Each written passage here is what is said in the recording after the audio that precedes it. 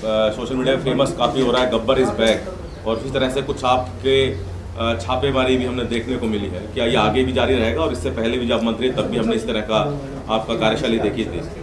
देखिए, ये मेरा धर्म भी है और मेरा कर्म भी है। पार्टी ने मुझे जिन विभागों का दायित्व सौंपा है, मेरा फर्ज बनता है कि मैं उनको ठीक करूं, और ठीक करने के लिए पहले उनको जानना जरूरी होता है। इसलिए कल मैंने खुद बस में ट्रैवल किया, मैंने पैसेंजर से भी बात की है, मैंने बस अड्डों की देखरेख को भी देखा है,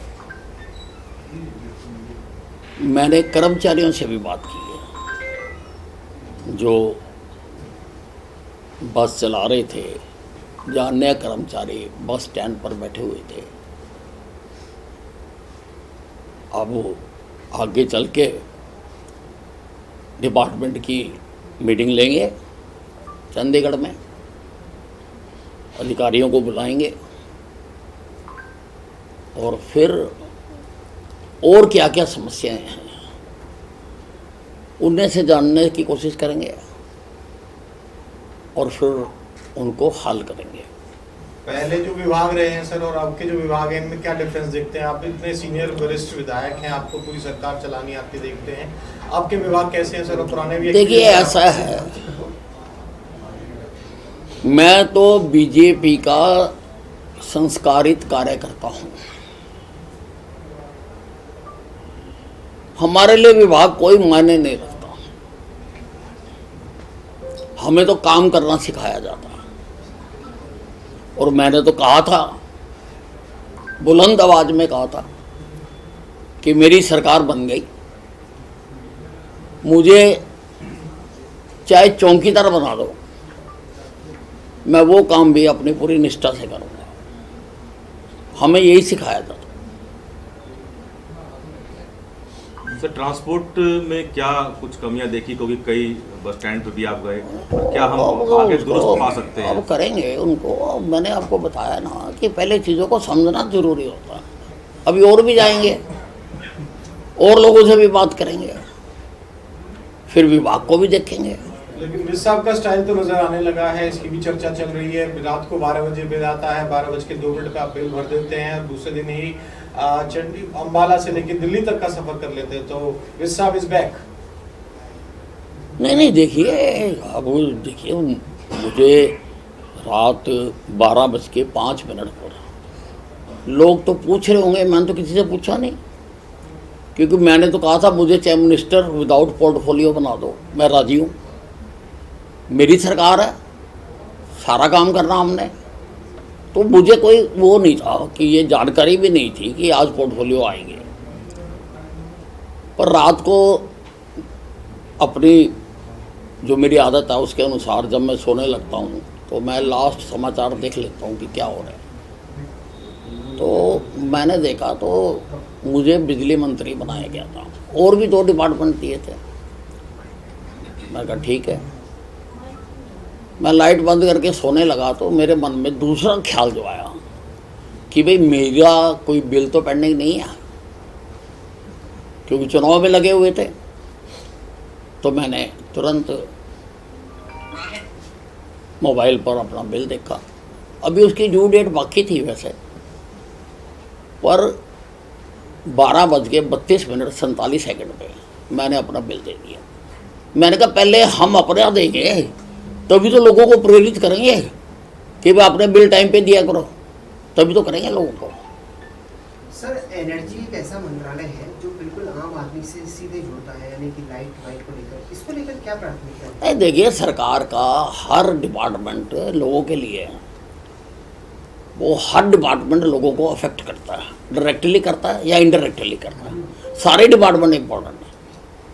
सर, हरियाणा में 24 घंटे बिजली देने का दावा सरकार करती है और आपके पास ये मंत्रालय है, वैसे में गांव-गांव तक बिजली पहुंचे, सर क्या प्राथमिकता है? देखिए, अभी जैसा मैंने आपको बताया कि अभी सब कुछ देखेंगे, देखने के बाद करेंगे।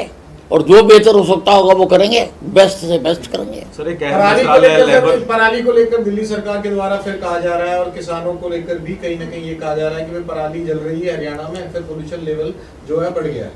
देखिए, ये मामला माननीय सर्वोच्च न्यायालय के विचाराधीन है और सर्वोच्च न्यायालय उसके लिए सरकारों को आदेश भी जारी कर रहा है, अधिकारियों को पेश होकर अपनी बात कहने और सुनने के लिए भी कह रहा है, और हम तो जो माननीय सर्वोच्च न्यायालय के आदेश हैं उसके मुताबिक ही कर रहे हैं। लेकिन सर, लेबर मिनिस्ट्री तो दिल्ली सरकार की ओर से लगाया जा रहा है आप पर, आपकी सरकार पर, कि वहां से पराली जलता है और इसका नतीजा है कि एनसीआर में पॉल्यूशन की स्थिति है। नहीं, ऐसा है, अगर आप इनके पुराने बयान देखो तो पुरानों में पंजाब का ज़्यादा कहते थे, अब पंजाब में क्योंकि अपनी सरकार आ गई तो अब खाली हरियाणा का कहते हैं। ये एक कल्चर है आम आदमी पार्टी का कि खुद को ठीक ना करके दूसरों पर दोषारोपण करके राज करना। आप मुझे बताएं, आपने जमुना को साफ करने का लोगों से वादा किया था, कितनी साफ हुई यमुना? आज उसका आरोप भी हरियाणा में लगाते हैं कि पानी हमारे से आता है, हम कहते हैं हिमाचल से आता है। ये तो कोई ठीक बात नहीं है। कोई भी इंडिपेंडेंट एजेंसी देश की जो पानी यमुना में आता है उसका बीओडी चेक करा ले कि जब तक वो हरियाणा में रहता उसका कितना, मात्र 2 या 3 है, और जब वो दिल्ली में प्रवेश कर जाता है और ओखला तक, तब उसका बीओडी कितना। तो वो बीओडी तो सारा दिल्ली का है, उसको दिल्ली की सरकार ने ठीक कर रहा है, और नहीं करते। जब झाग बनती है कह देते हैं हरियाणा से आ रही है। सर, वो फ्री बिजली वाला जो वादा था कई पार्टियों ने किया था 300 यूनिट तक का, ऐसा कुछ है क्या सर हरियाणा में? देखिए, ये सारी बातें, it is too early to say anything. I am trying to understand कि क्या क्या कहा गया और क्या क्या किया जा सकता है और क्या क्या कर सकता है। सर, एक लेबर मंत्रालय भी आपके पास है, उसमें भी क्या कुछ अहम देखने को मिल सकता है? देखिए, लेबर मंत्रालय में बहुत कुछ करने की जरूरत है। लेबर डिपार्टमेंट बनाया जाता है मजदूरों की समस्याओं को देखने के लिए, उनको हल करने के लिए, परंतु जैसा मुझको लगता है कि ये मजदूरों के नहीं, ये इंडस्ट्रियों की परवाह ज़्यादा करते हैं, करनी चाहिए उनकी भी, परंतु लेबर मंत्रालय को पहले लेबर की स्थिति, उनको मिनिमम वेज मिल रहे हैं नहीं मिल रहे हैं, टाइम पे मिल रहे हैं नहीं मिल रहे हैं, कितने घंटे काम लेना चाहिए कितना घंटा ले रहे हैं, वहाँ पर मानवीय सुविधाएं जो होनी चाहिए वो हैं या नहीं है, लेबर मंत्रालय को ये देखना चाहिए।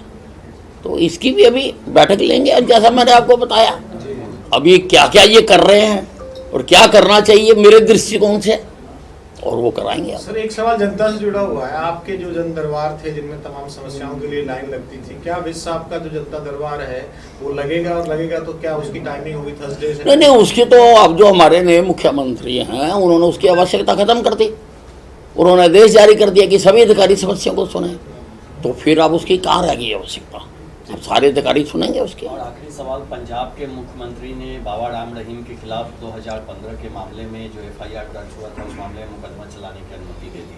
3 केस लगाए हैं सर। मुझे पूरी जानकारी नहीं है क्या केस थे क्या नहीं थे, क्या इसमें कोई कोर्ट का दखल था, कोई आदेश था, पूरी जानकारी नहीं है।